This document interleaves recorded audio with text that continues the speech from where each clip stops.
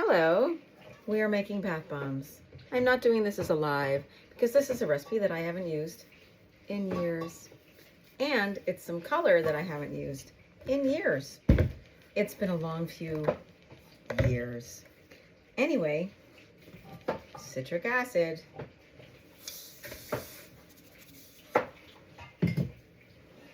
Other powdery ingredients.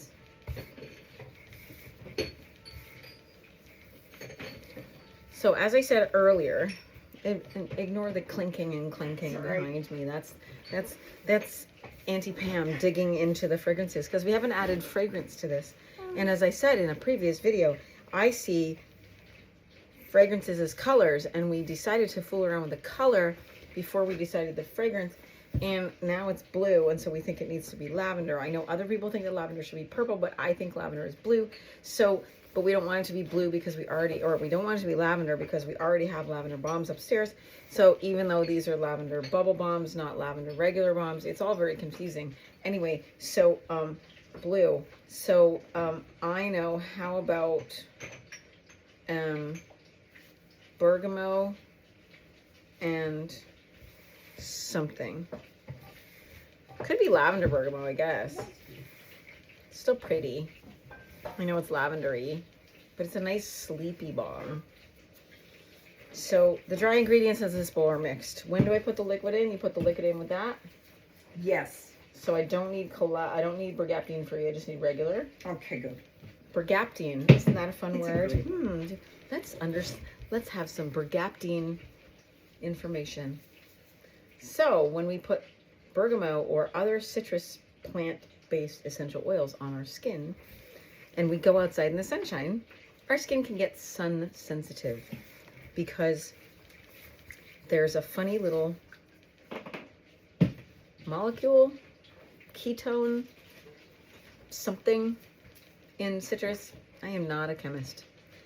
Called bergaptine. Is this in there? No, not yet. So bergaptine is the active ingredient that makes your skin sun sensitive if you have a citrus oil on it. Do you want to know why this makes sense?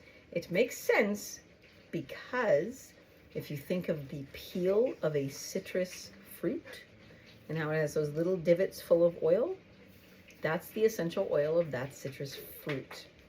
You know when you peel an orange and you get it in your eye? That's the essential oil of orange getting in your eye. Not the same as getting lye in your eye, like I talked about in the last video. Getting citrus essential oil in your eyeball is not an emergency room visit. But if you get a sunburn because you put too much orange or lemon or bergamot on your skin and then went into the sunshine, sneezies, then you had a bergaptine reaction. And unfortunately, one of the things that can happen to your body is if you get a sunburn when you've had a bergaptine reaction from a citrus essential oil that's on your skin, then you can actually develop a very severe sensitivity to that oil for the rest of your life. So if you've ever ordered like a lotion or a body butter or something with a citrus oil in it, and you get a phone call from us saying, "Hi, please only wear this on your skin under clothing or in the winter to prevent a sun reaction from the essential oil." So the reason I'm babbling about bergaptine is that we have two kinds of bergamot here. One of them is bergaptine free. So when we put bergamot in our lotion, we can use the sun safe version. I've never found a bergaptine free orange or lemon or lime or any of those things. If you know that that exists on the market, find it for me and tell me. Anyway, so have we got that scent in there? It is. He's stirred.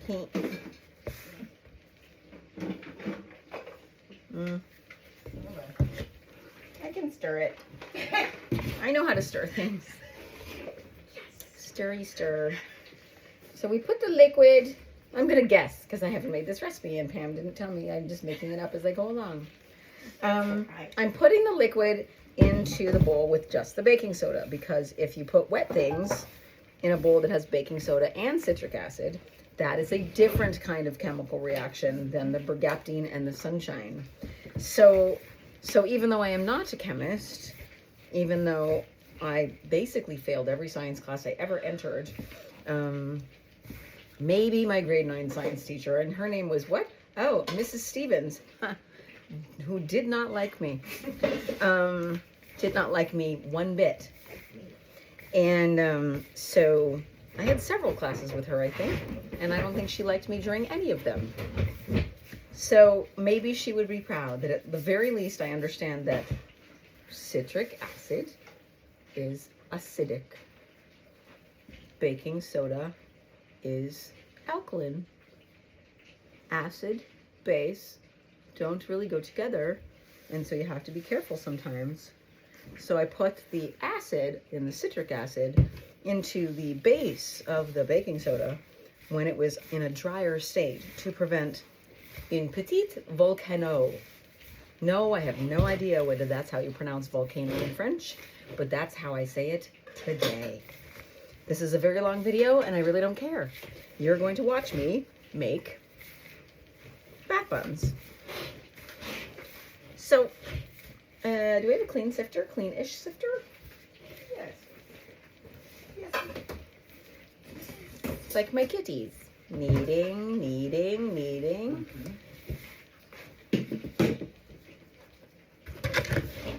Oh. Hell, Pam, we're not making pasta. How's your job? I don't think I even know that I did not know that I owned this. Oh dear. I think that's vaguely ineffective. I think that I'll just take the one that still has pink shit in it and not worry about it, because cross-contaminating color around here sometimes doesn't matter. There was no fragrance or any other ingredients aside from baking soda in the sifter that has the pink stuff. Can I have my whisk? Because that was a really good idea. So we sift and sift and sift because that's what you have to do. And if I grind my hand to sift through this kind of damp stuff, I will rip holes in my gloves. And when I first made this recipe, or my original recipe, this is not my original recipe, when I first made bath bombs, I used to have bleeding knuckles grinding. So when I used to make hundreds and hundreds and hundreds of bath bombs for this party that I used to go to in Chicago. So this was before I had a store. Don't you love story time with Noelle? Isn't it fun? Pam cannot stop laughing even though she's heard all these stories. So a little company history during the fall of our 30th anniversary. So when I first started the company, I thought bath bombs were dumb.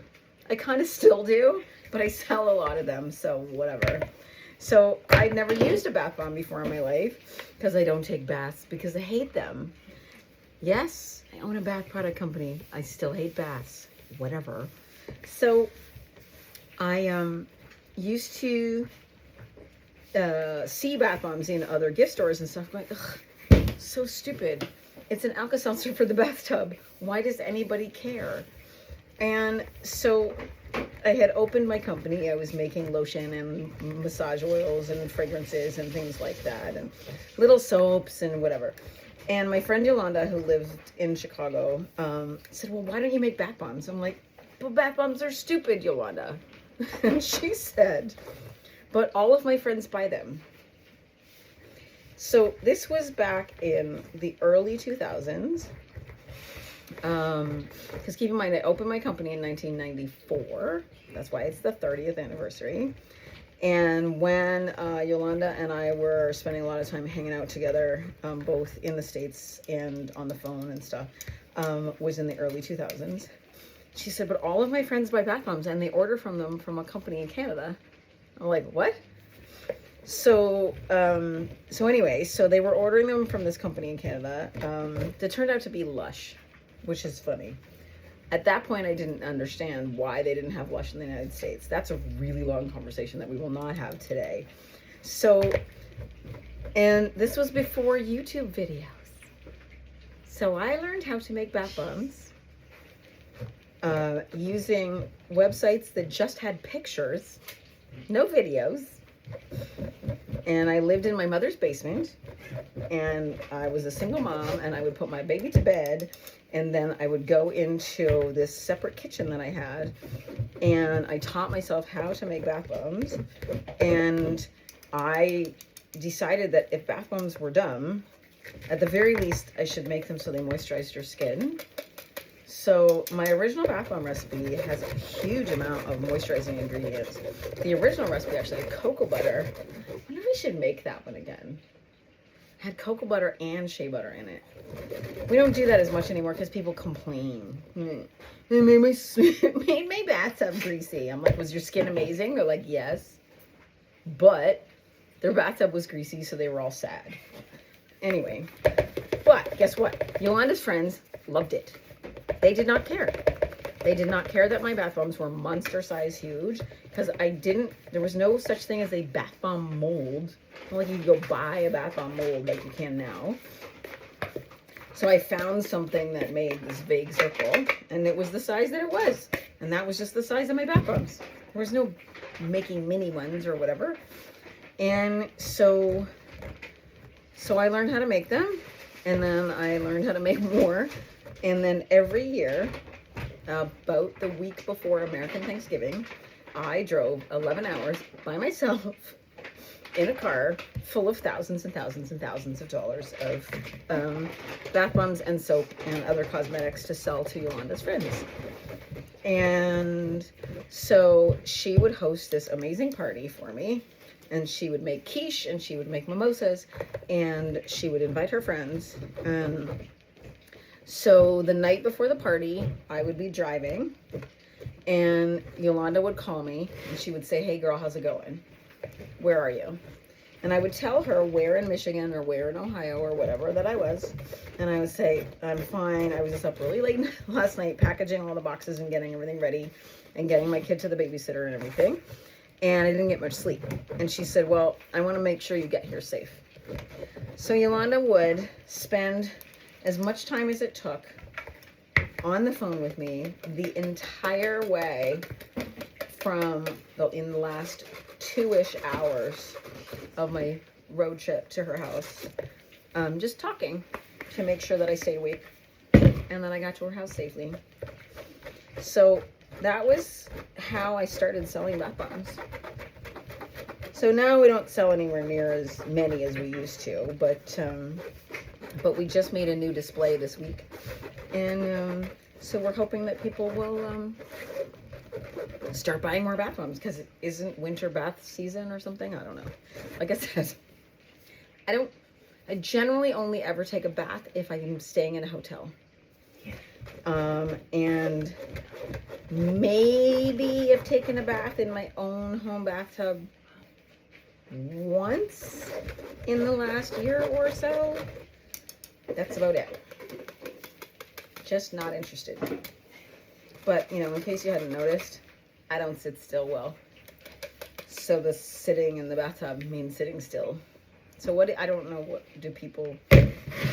Tell me why. Send me a message. Send me a whole paragraph. Write me a book. Tell me why the F you like sitting still in a big thing of water. Doesn't make sense to me. Anyway, these are about ready to go. So, and Pam has now brought me a mold. And guess what? We use pretty much the same mold that we always have. Mm-hmm. I don't know why I like this mold so much, but I do. And I think this batter is wet enough to make it without me spraying it, but we'll have to wait and see. Pam thinks that I'm like some sort of weird bath bomb wizard. But since I don't think I've actually made a bath bomb in at least a year, 8 months, something like that. Because as you know, I spend more of my time in the salon than I do down here in the kitchen. So I also don't really like my bath bombs to be perfect circles. Some people do. And often when my staff decide that they're making bath bombs, they try to make them into perfect circles. And then I smash them. Excuse me, I'm just going to put the bath bomb over on the bath bomb holding tray. In case you missed me. Yes. If my staff make them wrong, I smash them. I've never actually I have video of smashing imperfect bath bombs that my staff made. Maybe even Pam doesn't know that. They were ones she made. And something about, so here's the deal. Are you still with us? Are you still watching? Here's the deal with the bath bombs. If they don't stay together, like if the client gets home with them and they have smashed themselves in the bottom of the bag, what is the point in us spending all of this time molding it? I may as well just here, take a palm full of dust. So if I'm gonna mold the bath bomb, it needs to stay together. And it's a whole experience to watch the bath bomb exploding and fizzing and whatevering all over the bathtub. I think, or so people tell me.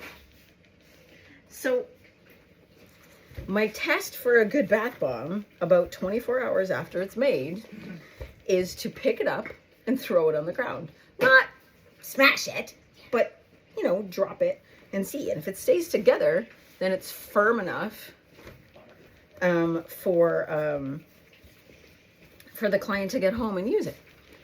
So one of my tests when somebody is first learning how to make bath bombs. So Pam made some beautiful bath bombs. They were perfectly molded, but something was wrong with her moisture content. And there was something, and I picked one up and I was like, uh-oh. And one of my other staff, this is a few Christmases ago, was like, what's wrong? And I said, it's too light. And they're like, what do you mean? I'm like, our bath bombs are generally very heavy. So something had gone wrong with the mix at some point, and there too much air was in it, and it did what's called activating, but somehow she managed to mold it.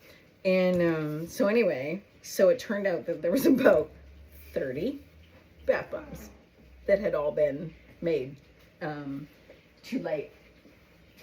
And so unfortunately what that meant is that they weren't actually going to fizz properly in the tub, and there was all kinds of problems. So anyway, so that's why I smashed Pam's bath bombs. And it was early in some of our social media days, and so we shot video of this having lobbing, smashing, sporting in the store with bath bombs. Anyway, so yes, turns out that this batch is not too bad, and I might make one more before I fix up the batch of soap that I made in the live a little while ago. Maybe this is gonna go on YouTube. We're supposed to be putting things on YouTube, but I'm not very good at putting things on YouTube. But this is a really long one. We're at 18 minutes and 40 seconds. Good Lord, I could talk the leg off a table. But if you've met me, you know that. Anyway, continuing on with the bath bomb extravaganza. So these are lavender bergamot bubble bombs is what we call them. And the color was supposed to be very bright blue. But guess what? It's not. So it was a color fail. Because one of the things that we're trying to do... Uh-oh. Where'd I put the other half? Where'd the other half go? No, I'm serious. Let me put it down. I've lost it. I've lost the plot. I've lost the other half of the bath bomb. What the hell did I do with it? Did it go flying? They do that. No, seriously. Hello? Other half of bath bomb mold. Where'd you go? This is so weird. Did you see it? Not at all. No, I mean, talking to the video.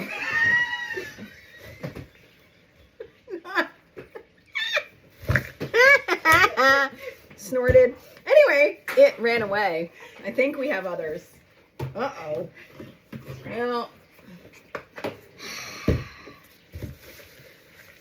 Well, you know, I don't know. We have made a perfect 5. Except for this last one is going to be slightly offside, a little off kilter.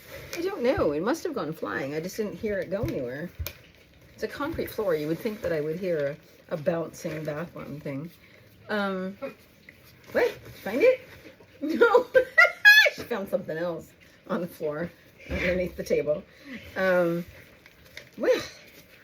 I'm so glad we've had this time together just to have a laugh and sing a song. Oh, wait, I know it. Wait, I always forget this next part. Guess what? Mother of... The two of us are stuck together. Clear.